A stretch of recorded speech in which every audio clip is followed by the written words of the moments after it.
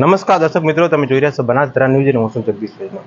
આજની તારીખમાં એટલે કે ભણતર એ ખરા અર્થમાં જીવનમાં ચણ થશે.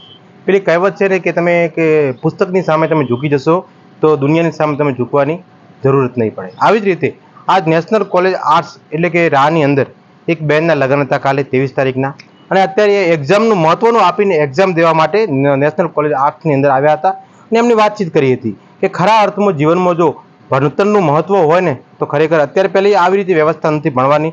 અને પહેલાં આપણા જૂના જમાનાની અંદર એક રિવાજ હતો કે લગ્ન તમારે નક્કી થઈ ગયા હોય અને ચોરીએ બેઠા હોય કે બીજો પણ હોય વગેરે વગેરે પ્રસંગ હોય ત્યારે તમારે 5 થી 6 દિવસ ઘરના લોકો બહાર પણ જવા નતા જતા. પરંતુ અત્યારે ખરેખર સમાજ જાગૃત થયો છે અને આવી રીતે આપણા નરેન્દ્ર મોદી સાહેબના કહેવા પ્રમાણે કે ભણતર જે વાત સાચી પણ છે અને ખરેખર આવી રીતે આપણી બેટીઓને ભણાવવી પણ જોઈએ. અને ખરેખર ભણતર એ ખરા અર્થમાં જીવનમાં ચણતર છે. આવી જ રીતે આજે મુલાકાત લીધેલી હતી એક બેનના કાલ લગ્ન હતા અને અત્યારે આપણે નેશનલ કોલેજ આર્ટ્સની અંદર આવવાનું જોઈએ અને એમની મુલાકાત કરીએ કે એમનું ભણવાના વિશે તેમનું શું કહેવું છે. નમસ્કાર દર્શક મિત્રો, તમે જોઈ રહ્યા છો બનાસકાંઠા ન્યૂઝ. આ ખરેખર અત્યારે તમે જોવા જઈએ ને તો આમ શિક્ષણ એ જીવનનું ખરેખરનું મહત્વનું અંગ બની ગયું છે. કેમ કે વર્ષો પહેલા જો આપણે એક નિયમ હતો કે લગ્ન તમારે નક્કી થાય એના પછી 4 થી 5 દિવસ તમે ઘરની બહાર પણ નીકળવા દેવા માંગતા હતા. પરંતુ અત્યારે શિક્ષણને જોઈને તમે પણ વિચારી શકો છો કે નેશનલ કોલેજ રાહની અંદર એક બેનને અત્યારે લગ્ન હતા અને લગ્નની મતલબ કે અત્યારે પરીક્ષા એક્ઝામ એટલે સૌથી પહેલા મહત્વનું એમને જો વિચાર્યું હોય તો એક્ઝામનું વિચાર્યું છે. કેમ કે ભણતર એ આગળના જીવનમાં ખરા અંતરમાં ચણતરમાં કામે આવે છે. બરોબર, એટલે આ ખરેખર પગલું ખૂબ જ મહત્વનું સાહેબ કહેવાય એમ. સરસ. અત્યારે જે બેન પરીક્ષા લખવા માટે આવ્યા છે, સામાજિક રીતે જોવા જઈએ તો લગ્ન પહેલા એ લોકો દીકરીને ઘરની બહાર નતા મોકલતા, પણ શિક્ષણનો પ્રભાવ આજે સમાજમાં ફેલાયો છે અને એ અંતર્ગત એમને મોકલી છે દીકરીને. જે લગ્નની ચોરીનો સમય છે એની આગળ પેપર લખવા માટે આવી છે.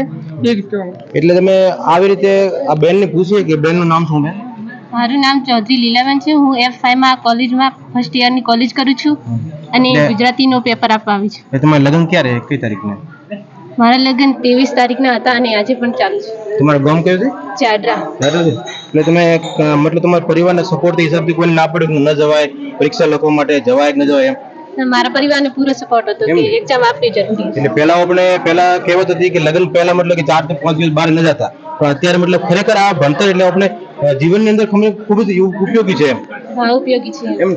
એટલે તમે શું કહેવા માંગશો? આ મતલબ ક્ષણ તમારે મતલબ ખૂબ જ કે લગ્નની ક્ષણ એ સૌથી મહત્વની ક્ષણ હોય, પરંતુ પેપરની જો ક્ષણ હોય ને એ પણ મહત્વની તમારા જીવનમાં એમ તમે? હા, જીવનમાં શિક્ષણ પણ એટલું મહત્વનું છે જેટલા લગ્ન છે મહત્વના. શિક્ષણ વિના કશું નથી.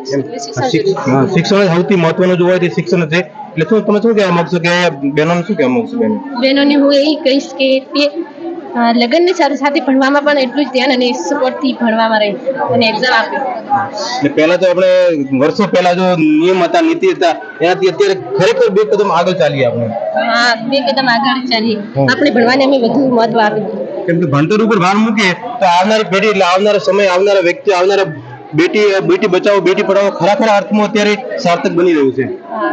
બરોબર ને? એટલે આપણા મોદી સાહેબ પણ બેટી બચાવો અને બેટી પઢાઓ અભિયાનની અંદર ખરેખર આવી રીતે બેન દીકરીઓ આગળ આવીને પોતાના લગ્નના દિવસે પણ અત્યારે આગળ આવે. ખરેખર એમના મા બાપને ધન્યવાદ આપવા જોઈએ. અને આવી રીતે આ પરીક્ષા અને એક્ઝામ એ ખરેખર ભણતર એ ખરેખર જીવનનું ચણતર એ મહત્વનો ભાગ ભજવે છે. તો આવી રીતે તમારી શુભકામનાઓ.